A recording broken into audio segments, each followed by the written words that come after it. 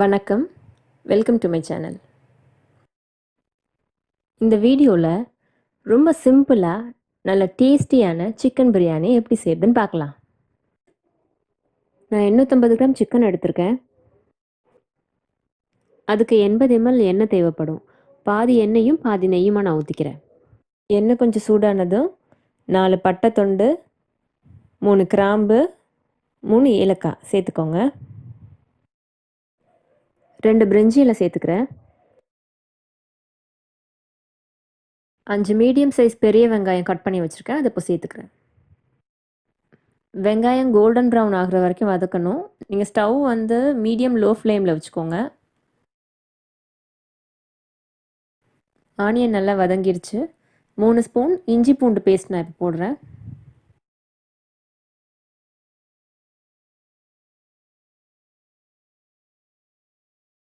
இஞ்சி பூண்டு நல்லா வதங்கிருச்சு, பச்சை வாசம் போயிட்டு 4 மீடியம் சைஸ் தக்காளி கட் பண்ணி வச்சுருக்கேன், அதை சேர்த்துக்கிறேன்.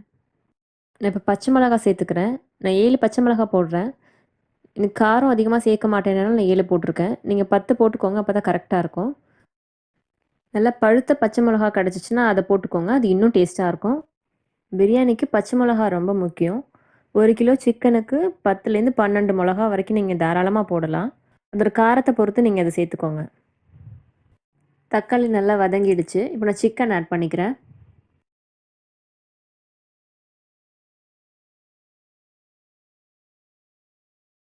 வீட்டில் பண்ண பிரியாணி பவுடர் 2 ஸ்பூன் போட்டுக்கிறேன். இது எப்படி பண்ணுறதுன்னு நான் தனியாக வீடியோ கொடுத்துருக்கேன், நீங்கள் அதை பார்த்துக்கோங்க. இப்போ நம்ம வீட்டில் நார்மலாக யூஸ் பண்ணுற குழம்புத்தூள் 1 ஸ்பூன் போட்டுக்கிறேன். தேவையான அளவு உப்பு.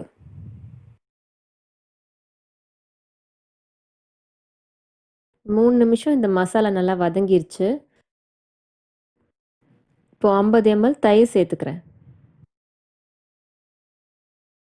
லோ ஃப்ளேமில் ஒரு 5 நிமிஷம் இது வேகட்டும். இந்த சிக்கன் ஒரு மூடி போட்டு மூடி வச்சுருங்க.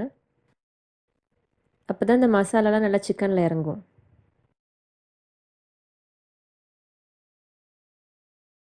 அஞ்சு நிமிஷம் ஆயிடுச்சு. சிக்கன் பாதி வெந்துருச்சு.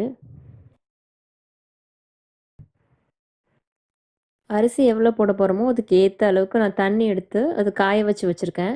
அந்த தண்ணி இதில் நான் இப்போ ஊற்றிக்கிறேன். இப்போ நார்மல் ரைஸ் தான் எடுத்திருக்கேன். அதுக்கு 1 கப்புக்கு 2.5 தண்ணி தேவைப்படும். ஒருவேளை நீங்கள் பாஸ்மதி ரைஸ் யூஸ் பண்ணுறீங்க அப்படின்னா அதுக்கு நீங்கள் 1.5 தண்ணி ஊற்றினா போதும். 1 கப்புக்கு 1.5. தண்ணி இப்போ கொதிக்க ஆரம்பிச்சிருச்சு. இப்போ அரிசி சேர்த்துக்கலாம்.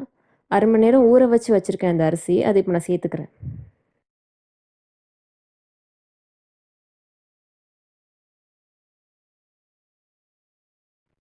கொத்தமல்லி, புதினா 2ம் போட்டுக்கிறேன்.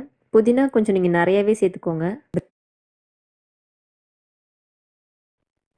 உப்பு கரெக்டாக இருக்கான்னு பார்த்துக்கோங்க. இப்போது பத்தலைன்னா கொஞ்சம் போட்டுக்கோங்க. டேஸ்ட் பண்ணி பாருங்கள். கொஞ்சம் கரிக்கிற மாதிரி இருக்கணும், அப்போ தான் உப்பு கரெக்டாக இருக்குன்னு அர்த்தம். நான் யூஸ் பண்ணுற அரிசிக்கு 3 விசில் வைக்கணும். ஒருவேளை நீங்கள் பாஸ்மதி ரைஸ் யூஸ் பண்ணிங்கன்னா அதுக்கு 1 விசில் போதும். விசில் வந்ததும் ஸ்டவ் ஆஃப் பண்ணிவிட்டு ஒரு 15 மினிட்ஸ் அதை அப்படியே விட்டுருங்க. இப்போ 15 மினிட்ஸ் ஆயிருக்கு. குக்கர் ஓப்பன் பண்ணி பார்க்கலாம்.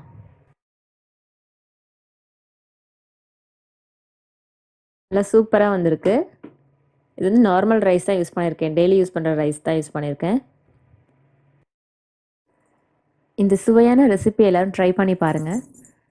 இது வரைக்கும் என் சேனல் நீங்கள் சப்ஸ்கிரைப் பண்ணலைன்னா சப்ஸ்கிரைப் பண்ணிக்கோங்க. லைக் பண்ணுங்கள். உங்கள் ஃப்ரெண்ட்ஸ்க்கும் ஷேர் பண்ணுங்கள். நன்றி.